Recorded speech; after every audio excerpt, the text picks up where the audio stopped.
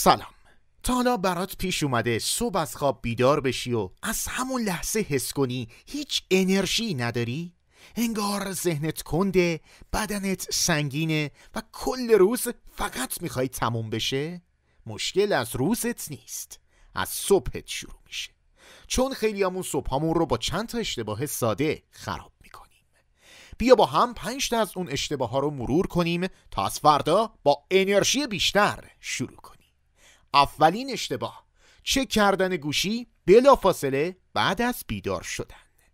میدونی وقتی هنوز چشمات باز نشده میری سراغ اینستاگرام یا واتساپ چی میشه؟ ذهنت از همون لحظه میره توی حالت واکنش. به جای اینکه تو روزت رو مدیریت کنی، نوتیفیکیشن ها روزت رو مدیریت میکنن. به خودت حداقل 20 دقیقه زمان بده قبل از اینکه بری سراغ گوشیت. دومین اشتباه، بی‌نظمی در بیدار شدن. یه روز ساعت 7، یه روز 9، یه روز 11. بدن مثل ساعت کار میکنه. وقتی زمان بیدار شدنت ثابت نیست، ساعت داخلی بدنت گیج میشه.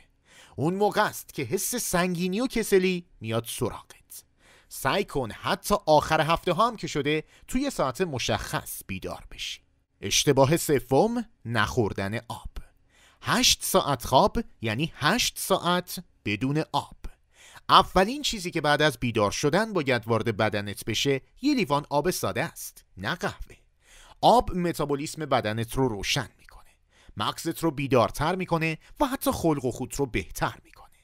واقعا همون یه لیوان کوچیک معجزه میکنه. 4مین اشتباه، نور کم.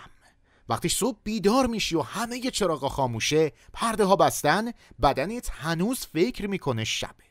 نور طبیعی خورشید سیگنال بیداری به مغز میده. پس پرده رو باز کن، بذار نور بیاد تو، یا حداقل چراغا رو روشن کن.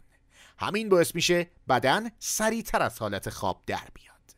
و اشتباه 5، نداشتن روتین صبحگاهی. یعنی بدون اینکه هدفی داشته باشی فقط از تختت میپری بیرون. حتی یه روتین کوچیک مثل شستن صورت، یه نفس عمیق یا نوشتن 3 تا هدف برای امروز ذهنتو متمرکز میکنه.